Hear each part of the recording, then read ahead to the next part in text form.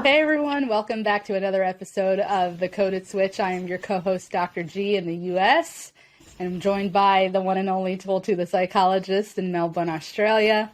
Today we are going to get into, I feel like we need a drum roll, Imposter Syndrome. So join us as we go on this three-part journey, getting into sort of what imposter syndrome is, where we think it might stem from or come from, and the $64 million question, does it ever go away?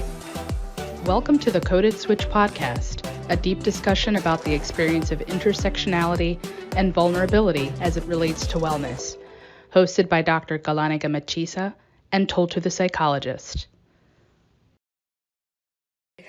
Yep, 100%. All right, stay with us.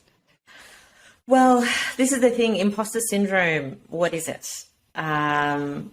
Feeling like an imposter, really. I think, look, there's so many ways that you can define, imposter syndrome, but I think for the purposes of our conversation and discussion that we're having, imposter syndrome is essentially, it's a notion or an idea where individuals start doubting their accomplishments, where you sort of have this fear of being exposed as a fraud, that you're not good enough. And that's basically what the imposter syndrome is. That's perfect. Doesn't really matter what your qualifications are or how great you are. That's not what it is. It is about the fear of not being good enough, the fear of being exposed, the fear of everyone's going to find out you're not really as good as you say you are or people think you are. And that fear is huge. It's, it's usually fueled by, a lot of things like perfectionism and self-doubt and whatnot, but it's definitely related to a lot of things professionally for a lot of people. Absolutely. And you said that the fear is huge. I just want to add another description. It is real. It is real. It is gripping. It is, consuming all of the sort of adjectives what could describe it. And I just want to maybe take it one step further, where I think we were talking about it in the professional capacity here, but it really can be in any role. Like you can often doubt it as a parent, right? Especially as a mother. Like, am I, do I really know what I'm doing? Am I doing the right thing? Am I, am I measuring up in whatever way? In many different aspects of experience. But I think what we're going to do is focus in on how it impacts the sort of the professional aspect, and not necessarily, only those holding professional titles, but even just in the roles that we do outside of our personal roles, personal experiences. So, man, that was a perfect definition. That is exactly what it is. You can almost, you say the term and you can guess what it's self-descriptive almostly. We know what an imposter is by and large. It's someone who is faking it, right? Until they make it, hopefully. But the syndrome is exactly what you described. The fear of somehow being exposed as, no, you sure don't know as much as what you're coming off as or projecting. So let's just talk about, like I said off camera, I'm really interested in your insight as the psychologist. Where does this, we're talking about it in the professional capacity, but it does extend into other experiences and aspects of life. How is it that so many people can be living this shared experience? What is it about our psychology, our psyche, that lends itself to this way of thinking? What's going on? Explain me. Oh, where do I begin? Okay, so first I might say your screen's shaking, just so that you know. Thank you. That's right. I don't think I'm the oracle for imposter syndrome, but in the role of the work that I do, I experience working with people a lot. I experience it myself sometimes, not a lot, but there are times where I feel like, am I really the right person? And it's a combination of factors, really. Sometimes it's, perfectionism, self-doubt, lack of self-compassion, the environment you're in. I have a question to what you just said. When you question, am I the right person? Are you asking yourself that contextually? Like, am I the right person for this client? Or do I know what I'm doing? Kind of like the bigger, or maybe both. I don't know. It's really both. And so different people get affected in different ways, but it's this idea of, am I really good enough? Whether it's for that person, whether it's in general. And it's not even whether you're good enough, it's being found out. I think that's what it is, being called up. And so often you find this happens for a lot of people during transitions. They start a new role, they get into a new relationship. Would they really love me if they knew who I really was? Would they come to me and ask for professional help if they knew that I really only have 1 year of experience? And again, that stuff is our personalized take on why we think we're not up for the role. That comes from perfectionism. That comes from self-doubt. That comes from a lack of compassion for self on the journey that you are. And these are extraordinarily painful things. You know, when you set excessively high standards for yourself, and I'll give you a basic example. If you're talking about schooling, oh my God, am I a good physician? Well, if you were really a bad physician, your university would not let you have pass. They say P's get you the degree, passes get you the degree, but the standard for passing is such that you're actually able to do your job. Do you necessarily have that experience? Probably not. And so people start doing this thing where and I see it in my room all the time, and I've worked with a lot of, professionals in their career as they transition into leadership roles, and they say things like, I'm just going to fake it till I make it, fake it till I make it. And I think sometimes it can be really, really problematic when you do that. I prefer to face it till you make it. I think that's probably a more realistic way, because when you face something, you're actually encompassing what it is. You're not putting on a facade for yourself. And for some people, they feel like it's too dangerous to talk about what they don't know or how scared they really are. There's a space for you to vent that. You can go and talk to someone that you trust, someone like a mentor, someone, and say, this is what I'm feeling, and get a bit of a reality check. They might be like, you're right. You're out of your depth. Maybe you shouldn't. More often than not, people will be like, you're fine. What is it that you're actually fearful of is, making a mistake perhaps. So when I experience professionals, particularly women who come to me with imposter syndrome, I usually ask them this question. I do an activity on a whiteboard, and I say to them, tell me the reasons why you were hired for this job. Tell me, what was the reason they hired you? There were a lot of other people, a whole panel of people sat down, interviewed left, right, and centre, and they decided you were the right person for the job. What do you think might have influenced their decision? And we start writing a whole list of reasons of why they may have been invited for that role. Even if they didn't, it was the first time they're being a manager, or they haven't had experience in that particular department. And then after that, I say, well, then why don't you go and do what you were invited to do? Just do what you were invited to do, and that's it. Don't worry about the rest of it. And, and I guess in some ways it is a little simplistic, but it's also just driving straight into the idea of you have something to offer, even if you think you don't.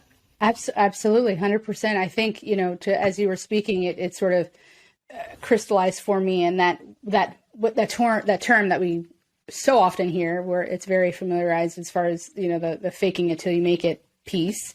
I think that what most people would agree in what they experience and what we mean when we're talking, like what we're faking, so to speak, is to a degree, we know we have the knowledge and the understanding, and, we have the qualification. What we're faking is the confidence. Right. I think that's what people get at, is like the confidence to know that you are qualified and you have what it takes. And of course, confidence, it takes time. If we're going to be real, confidence is predicated on experience, which experience by definition requires time. You can't so and not that it's right. I don't think that faking that. I think still facing and maybe even going deeper and we can talk about this too, like, why would somebody feel like they need to fake confidence? What is that about? Like, what is it about?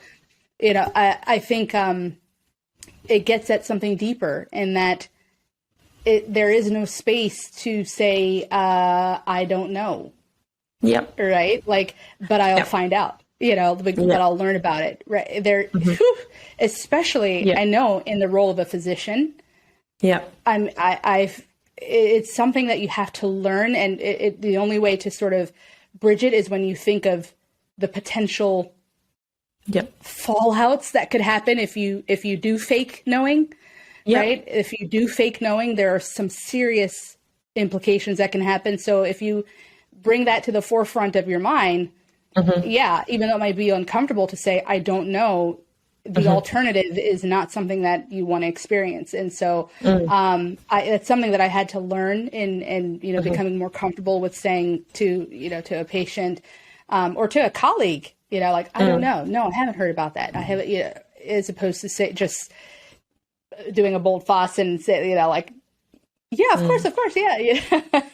Well, I think when it comes to faking it till you make it, it comes back to self-esteem, really, that confidence and the relationship between that and self-esteem. So sometimes we do fake it, we adopt those types of behaviors as a protective mechanism. But when you start adopting that frequently, it becomes maladaptive. And that's where it becomes problematic, when you're constantly trying to protect yourself, constantly trying to, create a bit of a facade there. And look, there is some room for faking it, but to what extent, and what are people losing out? And it comes back to this culture. Sometimes it's community driven, like in the healthcare industry. I think it's changing a little bit now, but the aviation industry is an interesting one to look at when you look at, imposter syndrome. So they have an attitude towards incident management and things going wrong as it is part of the way. There is an expectation you have to dog yourself in. You get in trouble if you don't report your mistakes. And so they try and really embed that culture of learning, because, so many people's lives are at risk when you just, overlook something. Interestingly, in the healthcare profession, we are also still responsible for hundreds of lives, but people die and accidents happen in like trickles or in litigations here and there. It's not like 400 people dying at once, if that makes sense. That's right. So Absolutely I think does. that culture of, not allowing for mistakes, and we're not equipped with that more often than not when your culture doesn't allow for those mistakes. We don't have that language around, I'll get back to you, I'll have to think about that, not feeling obliged to respond in the moment, being able to sit with uncertainty. And again, it comes back to, and different psychologists might look at it different ways, but I think when it comes to that maladaptive, like when you feel like you're a fraud, the first thing we need to do is check the evidence. Why are you being invited to this particular role? Yes, certainly. What are can we talk to... Yeah. So, sorry, I didn't mean to cut you off in thought, but I just wanted to ask about I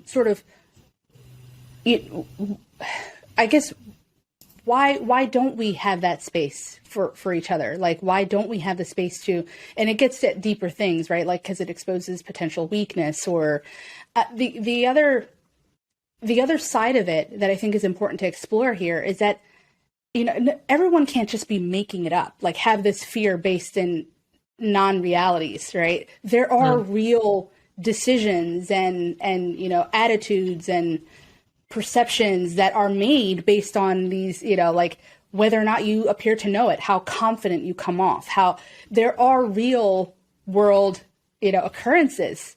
And so I think, how do we speak to that side of things where it's like, there you could miss out on something if you don't have the answer, like if you BS the answer, you don't BS the answer and just, say, I don't know, like you could be seen as a weaker candidate if you're up for a job, right? Like, how do we speak to that part of things? Because there's reality there too. There is 100%. And I think it's, more often than not, particularly in a lot of like Western society. When I say Western, like I think about like Australia, UK, and I look at some Eastern countries where sometimes it's not necessarily the knowledge you have, the title is enough to get you through. And I think here, like in Australia, your title will get you through the door, but it won't bring you longevity. What will matter is how you relate to other people. And how you relate to other people really is a reflection of how you see yourself. And so the importance of working on yourself and having that language, being accepting of who you are and having the language to articulate that with others, to invite people in. I can give you an example of someone that I was interviewing for a role recently. And the mistake, and I promise I didn't do this on purpose, it happened twice. My Zoom logged out. And so the first candidate freaked out, became really defensive, waited online until I got back, and I was apologizing. So thank you for being patient. I'm so sorry about this error. Like, I just don't know how it happened. And she's like, well, I was waiting here. I didn't do anything. And she just kind of went on this whole, and I just thought, whoa, okay. I didn't think anything of it. Same thing happened with another candidate. And I was freaking out. So I was like trying to find her email and her CV to call her and say, it's just a technical issue. Lo and behold, by the time I logged into my email, she'd already emailed me saying, "Hi, just noticed that you've logged out of the meeting. I just want to let you know I'm still here. If you have any technical issues, I'm happy to wait for the rest of the time. I hope to hear from you soon." Right. And so you've got two very different responses to basically the same situation. And so sometimes when we're experiencing that imposter syndrome, like I'm a fraud, we need to work with the assumption that there is a way out. How are we going to explain this when you invite people in? Sometimes the way you express that not knowing can gain respect for you, can actually show how much knowledge you have, the fact that you're not answering because you want to make sure the other person's received the right answer. Now, if you're put on the spot and you don't know it, it just means you might not know it and you might need to sort of build on that experience. We need to, share how you're feeling about it. And so, well, that's an interesting question that I've never considered before. I might need a minute to think about that. It might be saying, I've never considered it, but now that you've mentioned it, this is how I might approach it, even though I didn't know the answer. I'm curious to know, why is that important? You might put it back on them and be like, why is this question really important to you? And then, cause if it's a how physical, does it relate to the role that I'm, well, why it's important to them. But if it's like, well, what's your, what's the next step you think you should take? Well, like, I'm interested to know what's important to you. Well, I want to know that you do the right way. I want to know you've got the right resources. Then you can sort of reframe accordingly. So I think sometimes when we get into that whole self-doubt, we really start to bring things to ourselves, like really individualize it. So insular, your own ability, you're questioning your own competency, that negative self-talk, that past experiences of, past experiences of like failure or rejection. And sometimes that internalized belief of worthlessness, of like, I need to do this to avoid conflict, to avoid criticism. I want to expand on this because that's where I wanted to go next. And you're building a beautiful transition to this. How does the minority experience or the minority experience or the disenfranchised experience that someone might have, how does that sort of set you up for, to not, to be more liable to think as an imposter, or have imposter syndrome? Let's go. You can't be what you don't see.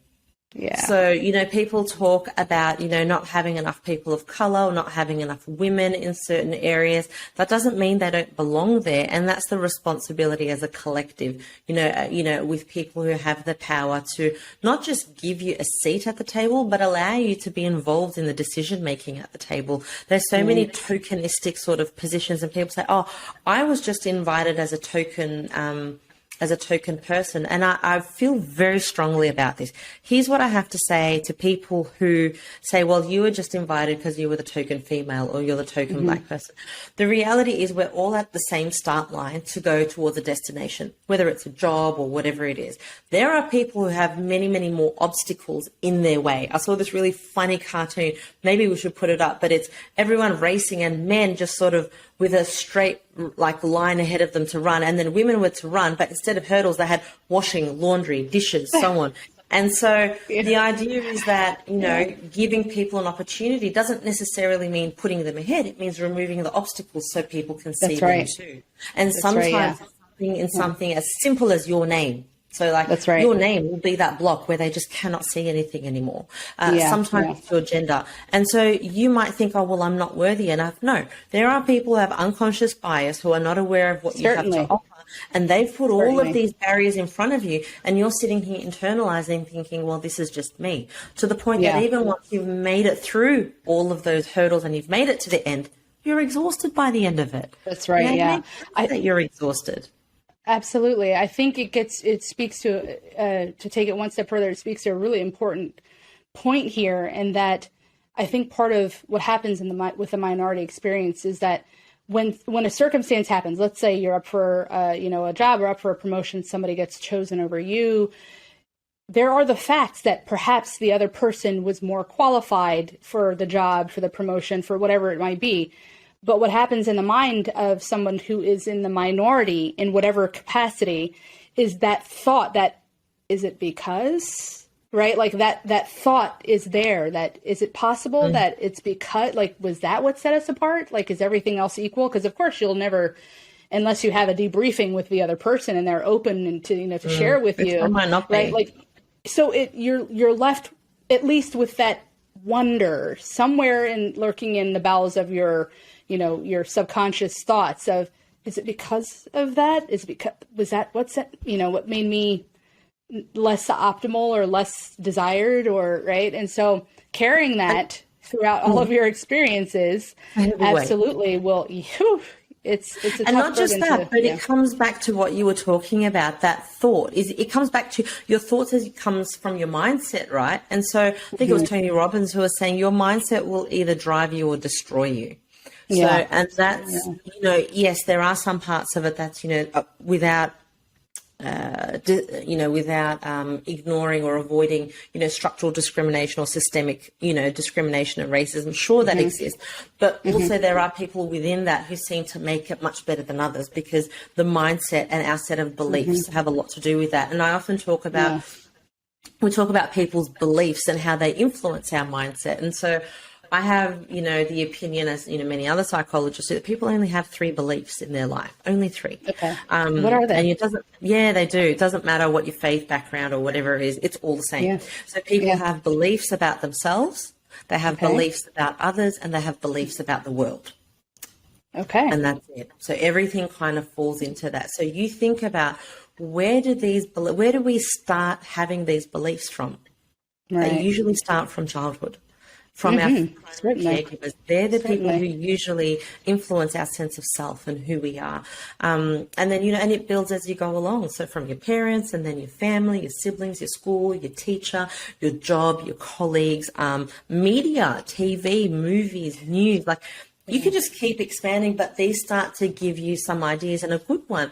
And often people talk to the maladaptive ones. They're usually the ones that are the sticklers that cause problems, in our life, which are all manageable. They're all, we can deal with them and choose to change them as well with the right help and resources. And we don't do that. We usually just have that mindset. Sometimes that ends up destroying us. I am not good enough. Right. And so, I guess as a psychologist, there's lots of, strategies that I'd work through. This is a podcast. It's not a therapy session. But I think... Isn't it? Free therapy for all. Look, you think? I think we do, we can talk about general stuff that I definitely canvass in therapy, but the difference is therapy is very personalized. So the examples I'll use will be based on your life. So, when you say, how do you get over imposter syndrome? The first thing I'll do is, focus on the facts. So there are activities we do to focus on the facts. Let's focus on why you were invited into this position into the first place. Tell us about what happened. What do we know? What we don't know? When that anxiety kicks in, people are like, oh my God, I'm worried about this. I'm worried about that. Let's focus on what you want. Let's sort of move you to a place of certainty. So what is it that you're looking for from this conversation? I'm looking for clarity. I want peace. All right. Well, start off your conversation like that. I'm looking for clarity. Tell people what you want, because you're more likely to get there than to sort of say, well, I don't want this and I don't want this, and people don't really know what you want anymore. We need to acknowledge the fact that this is happening for you and, give the chance to reframe that. And sometimes when you're by yourself and when you're doing it over and over again from the beginning of your life, and you've been taught that this is what your value is, and you can't even accept your own limitations. You feel disappointed, you feel failure, you haven't met your own high standards. No wonder you're feeling in it, but no wonder why you're doubting yourself. Is there any greater pain than that, than missing the mark with your own standards, right? That hurts. When you can externalize it and, because it still hurts, but it's easier to sort of, you can come up with all other explanations, but when they're your own and you don't necessarily, maybe fall short to if that doesn't sound dramatic, it's a lot harder to wrestle with. But no, I think that when you have yourself. Yeah, exactly. I mean, and so you spoke about the, childhood experiences and primary caregivers. Obviously that is the foundation of sort of how an individual will begin to understand themselves and how where to see themselves in the world. But of course, society, like formal education, when you I mean, it's interesting. There's a huge debate in the United States about the teaching of critical race theory. I don't know if you're aware of that debate here, and there are people on both sides of, it's important it's certainly important to understand how, sort of systems of thinking have informed the structure of society. Yeah, that's very important, and the ramifications that exist to this day. The other, I can see the other side as well. Like I mean, it's not that I still know that it's more important than not, but I can see the other side of it. And I have a son, and he is a person of color and will have that experience growing up in America, especially as a male.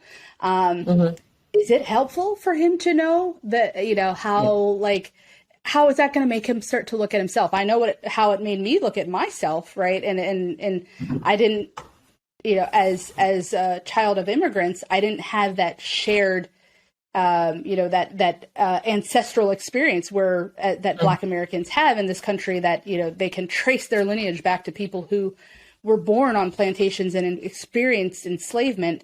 And sort of that's where, the crux of critical race theory gets to. Obviously, it expands from there, and, the Reconstruction era laws, Jim Crow, et cetera. But, even without having that ancestral identity, I still very much so embraced and internalized what it meant to be Black in America. Right. Because at the end of the day, what you see in how I'm treated, especially when you look a certain way, is as a Black woman in America. So you can't get away. So the reason I'm saying this is I know how it informed me and my thinking. And of course, as a parent, you want to do everything to protect your children, obviously not at the expense of living in reality and being informed. Right. But just wondering, or maybe it requires a deeper discussion and more explanation of, right. And that's probably what it does come down to is needing to parse out the details of things and what it means for a person of color growing up today in America and how you should see yourself. And right. So, these social experience, these societal experiences, collective experiences that we've all lived together, they have informed. There's always the debate about, systemic forms of inequality. And it's really hard to prove that when you're talking, right? Because by and large, there's still some questionable laws that exist in this country anyway, but by and large, that are actually written in law. That's what I'm saying. That's what I'm getting to. That are actually written out where you can say, yep, it's systematized. It is in there. But how do you account for thought patterns and beliefs that are transferred through generations and, biases, right? That's hard to prove. You can't, because you could always argue that it's just preference. It's just personal preference, right? It gets at a lot. And so when someone is experiencing all these subtleties that do put you in a disadvantaged position, at least maybe to your own perception, it's going to inform how you think of yourself and how you match up against your equals. Yes. But anyway, that's, So that's, I think we can even do a podcast on the whole, intergenerational trauma and the nature versus nurture debate. I think we should. I've worked with men who perpetrate family violence on their intimate partners. And, some of them will say things like, well, it's in my DNA. We're just very angry people. People from this part of the world are just very angry. And so how do you challenge the idea of, well, this is just how we are, as opposed to, no, you actually have some agency. How can we change that? Nature versus nurture. And even if you've had that experience over and over again, I think, though, the other thing, you haven't said, I don't want to put words in your mouth, but the other thing that seems to be coming up for me is the idea of people looking for solutions for, say, imposter syndrome. There's all this stuff happening in society. What do we do? And I think as psychologists, what we have to offer to the table for people that experience imposter syndrome is case formulation. And so what we do is, rather than being, say, a coach and saying, well, if you want to get rid of imposter syndrome, first, you have to learn the facts. You have to share your feelings. You should be celebrating your successes. These are like a formula for what people may want to do if they want to go from their baseline and just sort of reach this pinnacle level of sorts. Whereas what psychologists will do is work with people who feel like, hey, I'm not even at the baseline. I feel like I've come down here. what is it that's brought me down, and how can I get back up to this level before taking on all of those formulas? And so it's quite personalized. And I think that's something in our training that we're trained to do. Why is this person having this problem at this particular time, and how can they get out of that? So it's not about pulling, I've got my DSM here, tick, tick, tick, you've got all of these things. It's why is this happening for you? What's your presenting problem? What is perpetuating these issues? Context, what are your protective there it is again. Yeah. Yeah, 100%. I think that's something that we're trained to do as psychologists and that we bring to the table, particularly for imposter syndrome. So when I work with people, I don't sit here and be like, oh, imposter syndrome, here's how you deal with it.